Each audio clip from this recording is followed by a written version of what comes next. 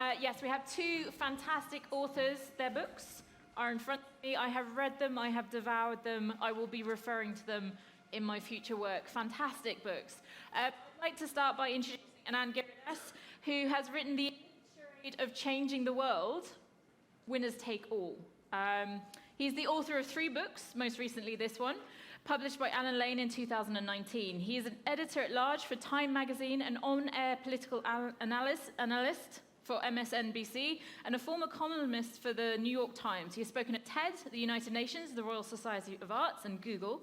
He is also the author of The True American, Murder and Mercy in Texas and India Calling, an intimate portrait of a nation's remaking. Please welcome Anand Giridharadas.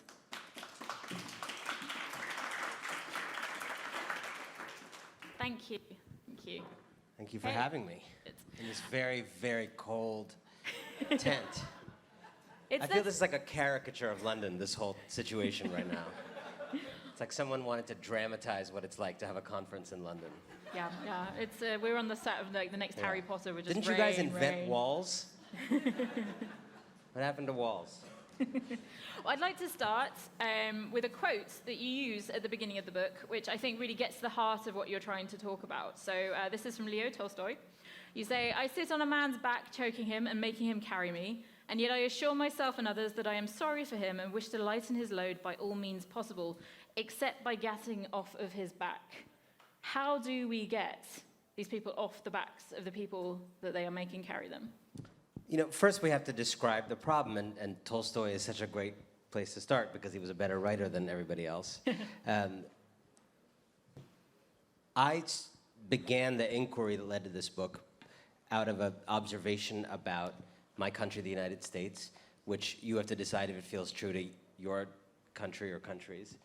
But the observation was that we live, on the one hand, in this age of extraordinary elite generosity, which is the Tolstoy quote of people saying they're willing to do anything to help the person down below. And that takes the form of philanthropy, more money being given away than ever. It takes the form of social enterprise, impact investing, double bottom line, triple bottom line. Buy shoes over here, we will give some shoes to someone in some other country that you will never be able to verify. Pay $3 extra and cure cancer at the drugstore, on and on and on. And that stuff is real. It's happening. It makes a difference in people's lives. It saves lives.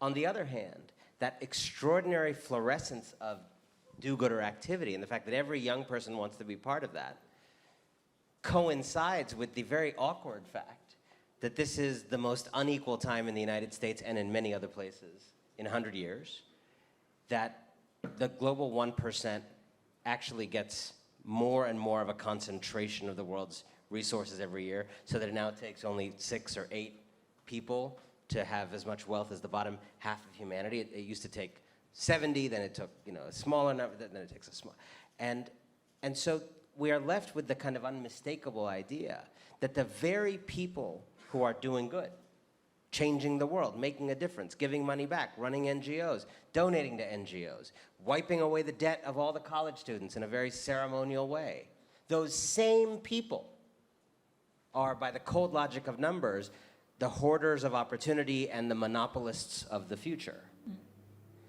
And you get Trumps and you get Brexits because a very large number of people have an intuition that the society is working for somebody, but it sure doesn't seem to be them.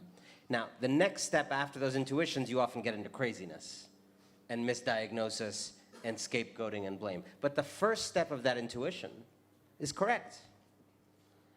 And so I began to ask the question, what is the relationship between all this amazing elite generosity and all this amazing elite hoarding?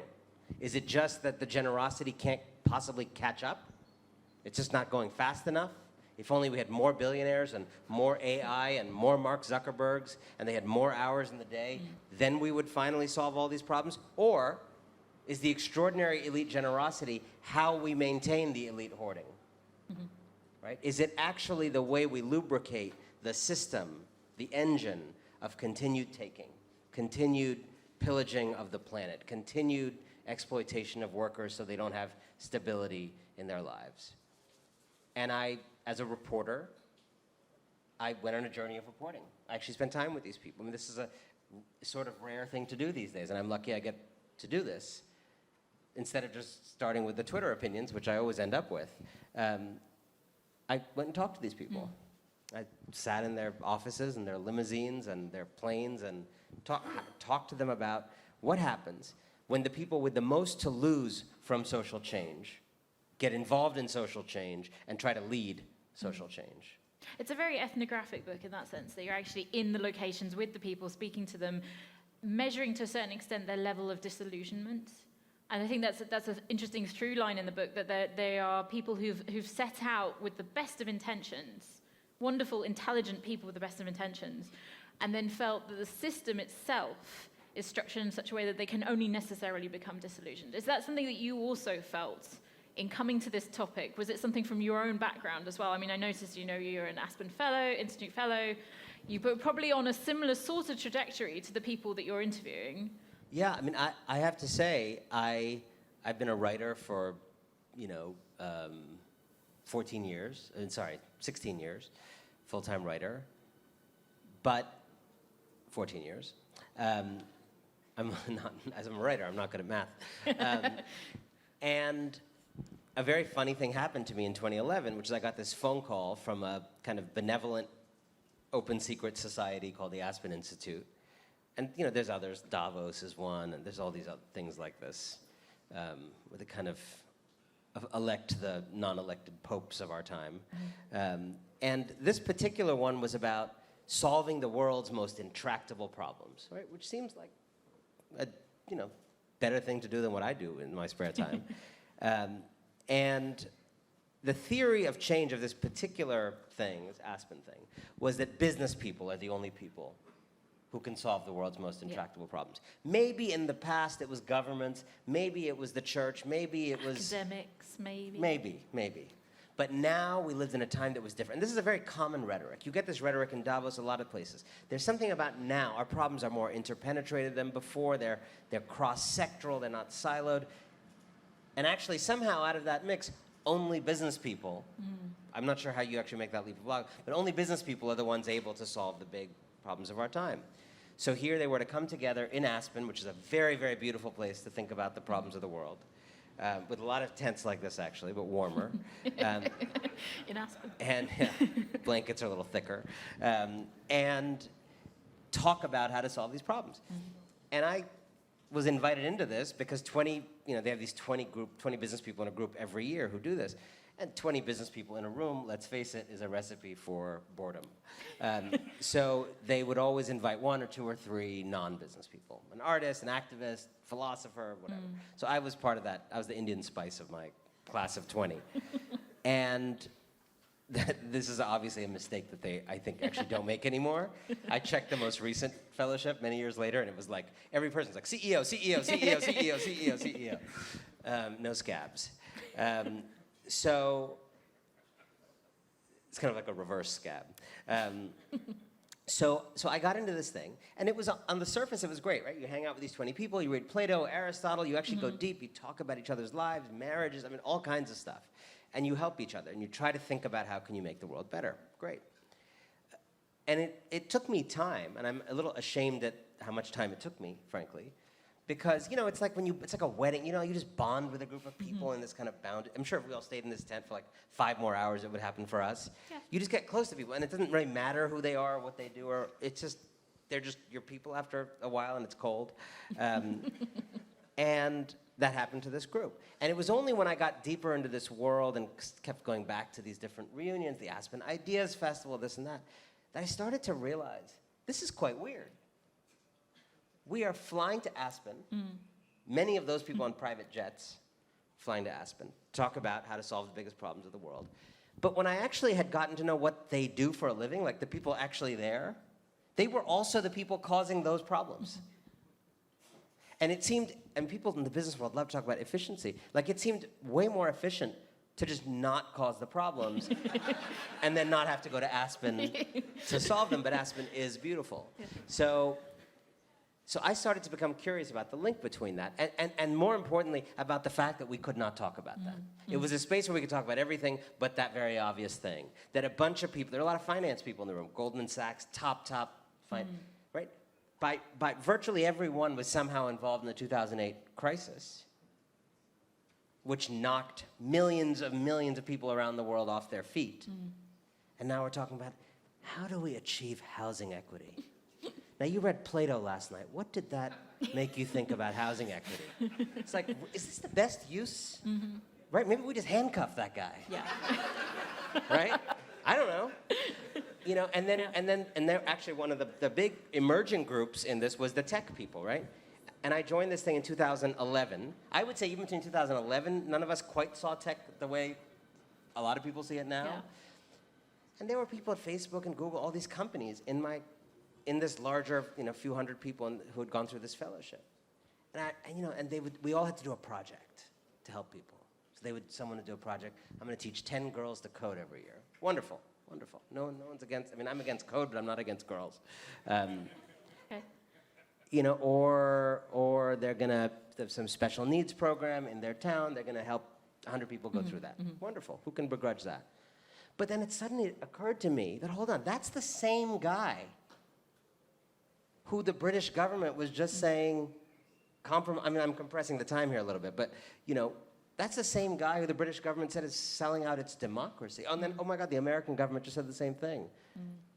That's the same guy who's abusing the privacy of billions of people to make money. Hold on, why is that guy starting a thing for 10 girls to code? I think those girls would be willing to not learn to code, but live in a democracy. Yeah. If they're like all the other girls and women I've ever met, who are fine with coding, fine with not coding, but really like freedom. So I just started to become curious about that duality, like the same people in the tent, less cold, causing problems, and then being, not only trying to solve them, but being the self-appointed leaders who weren't only self-appointed. Governments then started to listen to them. Barack Obama would sit on stage with Mark Zuckerberg talking about the problems of the world, right? Barack Obama wouldn't sit with some chemical industry executive, right? There's some elevation that comes from these kinds of things. Or or you would have, Barack Obama called Reid Hoffman for advice on what he should do after he left office. Why are you calling the guy who just sends you all those LinkedIn emails? Right? There's no one out. There's no civic leader you can call. There's no. So I just became curious, and I decided to give a talk when I was asked to this group, raising the question of what if you think you're saving the world, but what if you were the problem? Yeah. And it was very awkward. Yeah, I can imagine. Can we make things more awkward? Let's do it. Let's do it. Like, you talk a lot about market world. You talk about TED. You talk about the presentation of ideas reduced down to bite-sized pieces that kind of drift away to almost nothingness. We're in an ethics tent. We should be talking about ethics grounded within everything else, but we're separated out here. I think Johnny Penn's panel just mentioned this. Is this part of market world? Are we currently in our slightly lower down? Yeah, I mean, no offense, but... What does HSBC stand for? I'd have to know that to answer that question. Someone knows. There we go. I knew it was something to do with China. But what does it really stand for? No, it just stands for those really annoying ads in the airport. You're trying to board a plane. Stands for my mortgage. Yeah. Exactly. In the future, turtles will eat doves. Like, okay. All HSBC ads are a variant of that essential formulation. But I suppose what I'm asking is, how do we extract out? I don't know the full setup of this thing, but if the ethics tent is sort of a separate but equal thing, which it often is, in these kinds of things, it's a problem. I mean, if at Stanford now has like an ethics track, these things shouldn't be a track. They shouldn't be a track. They shouldn't be on the side. They shouldn't be the thing, and then what always happens is it's kind of the more marginalized people gets more attracted to those things. And so it becomes a fringy thing, like diversity in companies. These should actually be ways of thinking that are imbued at the top, right? Yeah. Facebook doesn't need an ethics person. It needs an ethical CEO to replace Mark Zuckerberg. Which gets me onto tech as a whole. My interest in artificial intelligence. You don't tackle AI directly, but I understand in your book there was going to be a chapter more on AI, Right. Google DeepMinds. I have my sources. Yeah, I had a deleted chapter on AI that, I don't know, I mean, for those of you who have or will read this book, some people think this book's very nice, some people think it's incredibly mean. There's a lot of different opinions. But there was a couple chapters that were deleted because I felt they were too mean. Right. Just by describing the situation, it read too mean, even though I was just describing the situation. And one of those took place at a very prestigious AI place in the world, like maybe one of the most prestigious places where AI happens. And I got to spend time observing, and it was really interesting. And I was there for a while, but the scene that, my kind of writing is you kind of try to blow up a scene where you can observe a lot happening in a moment. And so the moment I chose was this evening event. Once a week, they had at this educational institution, some VCs come in, venture capitalists come in to talk to the young AI people. And the idea is, maybe these young people will get jobs there, or maybe they'll sell their ideas to them, or maybe the VCs will connect them to a company. It's mutual benefit, and they get advice and all of that. And completely randomly, the week I happened to be there, the question, the topic, there's pizza, there's wine, and there's a topic. And the topic was, how do we replace all the writers? Right. Complete coincidence, actually, that I was there that day. And I go there, and I sit there, and I had blanket permission to report. And after a few minutes, one of the VCs looks around, he's like, you're reporting this? And I was like, yeah, I'm reporting this. And he's like, this is off the record, right? I was like, nope, not off the record. This is totally on the record. And he's like, okay. And then they continued to talk about how to get rid of all the writers. And it was this fascinating conversation among a group of men. I think there was one woman in the room who never spoke. And that was probably too much for them, too. That was probably a lot. Yeah, it was a lot. And I have a feeling the conversation would have been very different if there had been a normal human balance of people in that room.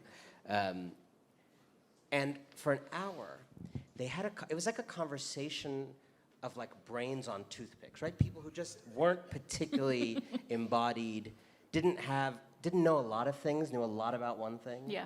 Didn't feel like they understood people particularly well. A lot of time on screens maybe in their life.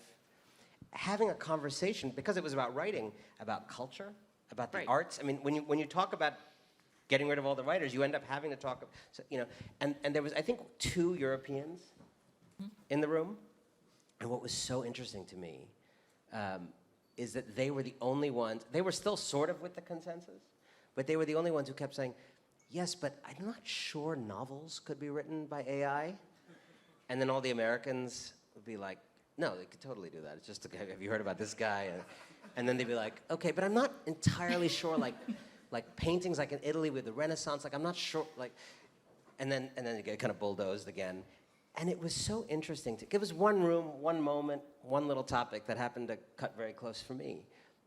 But it was this interesting example of a kind of room that actually exists in a lot of buildings and a lot of places around the world right now, where people without really legitimacy or authority or knowledge or understanding are essentially playing a governing role in large parts of the human experience. And telling you the story almost makes me wish I'd put the scene in the book, but it really didn't fit with my book, but I thought it was kind of... Next one. Yeah, Next maybe one. the next one. Yeah. So can it ever be ethical to be a billionaire? It's a good question. I just had this debate at the Oxford Union, and I lost to Peter Singer, who I think everybody loses to. He actually was asked to take my side, and he said he couldn't because the question was worded badly, which should have been a clue, but I didn't know that. Look, I don't... at the heart of my book is the idea. When I have spent actually time in this world and reported on it, I'm not slinging things at the plutocrats from a distance. I actually bothered to do them the honor of listening to them, understanding them, doing reporting on them, understanding their lives, their trajectories. And what I found is that we live in a time in which a very indecent system is upheld by a lot of decent people. And I think there's something in our culture that likes us to personalize these things and turn us into these people are mean. This is not about billionaires being mean. It's not about them being cynical. It's not about them being, taking pleasure in inequality. They don't. Whatever, the kind of what Reddit threads fantasize about how the world is run is not right. And it kind of actually prevents us from understanding how these things are really held together. What I understand is that decent people uphold an indecent system because they are allowed to believe bullshit. And there's this well-funded, well-crafted, well-disseminated, well-structured, widely available package of bullshit to allow an indecent person, a decent person, to continue to uphold an indecent system. And my book is in some ways an effort to debunk each of the pillars of belief that allows that. For example, the totally well-meaning view of win-win, right? That I can lift you out of poverty and make a killing for myself at the same time, win-win. It's lovely. It's not a bad person who believes that. It's a blind person. Yeah. It's a person who doesn't actually understand all the ways in which profiteering from ending the exploitation of people is problematic. The belief that tech was going to emancipate everybody and flatten all the social hierarchies of the physical world, that's not bad people who believe that. Bill Gates wasn't evil to believe that. He has just been maybe in denial of all the ways in which that's not at all what happened with tech. And in fact, all the hierarchies of the physical world got amplified by what they built. They weren't bad people that happened. They were people who were limited, like all people. And then finally, this notion that the best way to run a country is that you tell people to make as much money as possible by cutting every corner imaginable, pay people as little as possible, pay taxes as little as possible, use these weird Caribbean islands that you don't even have to go to, you just route your money through great companies there. And then, having made more money than you would otherwise have made, with the state now having less money than it would have made, you lobby the state to make it not regulate you, you make even more money. You donate to social problems philanthropically that you have helped cause directly or indirectly because the government weakened by you can't solve them. And then you claim a tax deduction for doing that help, which means that some of the same people you hurt the first time and are now helping philanthropically, a fraction of them, are now working longer hours to pay extra tax money to give you a break. That loop is madness. Yeah. And I don't think, again, it is evil. Are there evil people in Wall Street or Silicon Valley? Sure. Are there evil people who are poor? Yes. It's not about that. This is about people who are with a tremendous amount of power and are deluded, in my view, into thinking they are changing the world when they are, in fact, milking it dry. What's the response been from those individuals you're highlighting that perspective with? Are they responding, great, now I can reassess what my life has been about? Or are they more negative? Have they decided that this is just another take on what they're up to, but they know what they're up to? It's a mix, but it's a mix that has surprised me. I expected a kind of tsunami of resistance. I expected people to, I expected this to be a painful book for people. It's not my intention, but I understood what it was. It was a difficult book to write. It was a book that scared me to write. I thought many times, probably wiser not to do this. And what happened was there were some people. Of course, I don't hear from most people who truly hate me, probably, so, except on Twitter, where I hear from them every day. Yeah. But there were some people who I know who have decided they want nothing to do with me. I think there are people who are scared by this idea. By the way, it's not usually the billionaires themselves, the truly powerful people. It's the secretariat of the billionaires. Yeah. Right? Those are the cynics. Those are the ones who need to raise more money from them, who are their advisors, consultants, consiglieres. In a way, those are the ones with the most to lose from this. Yeah. Billionaires, the nice thing about being a billionaire is you're actually rich enough to say, you know what? Maybe we should do a wealth tax. I don't know. I don't like it, but I can think about it for 5 minutes. It's the consultant to the billionaire who feels afraid. So there's been some pushback. But I will say, and I give people credit for this, tremendous credit, more than I ever imagined, this book has caused people in that world, people who are indicted as defendants in that, charged by this book, to actually look within. And they've done that sometimes, in my view, talking to me, sometimes publicly. A guy named Mark Kramer is a venture capitalist, wrote this many thousand-word review, basically using the book to re-examine his entire life. And there have been many, many people like that. And I did not expect that. I'm not sure I have the fortitude to do that when my entire worldview is challenged. And I have been happy to see that. I don't know if that means, and I'm skeptical as a journalist, whether that means anybody's going to change their foundation or this and that, but I've talked to a lot of people. The really interesting thing here that actually gives this critique legs is not me, is the fact that within all of these spaces, within all the big tech companies, within all the foundations, within all the Wall Street banks, there is actually already a culture war that has been going on, right? Between people who see things a lot more my way, generally people who have a kind of power lens on things within those organizations, and people who don't. Often that breaks down by identity, right? People who are on the wrong end of some power equation in life, whether gender or identity or immigrant, whatever, tend to be a little more skeptical about the pretensions of power.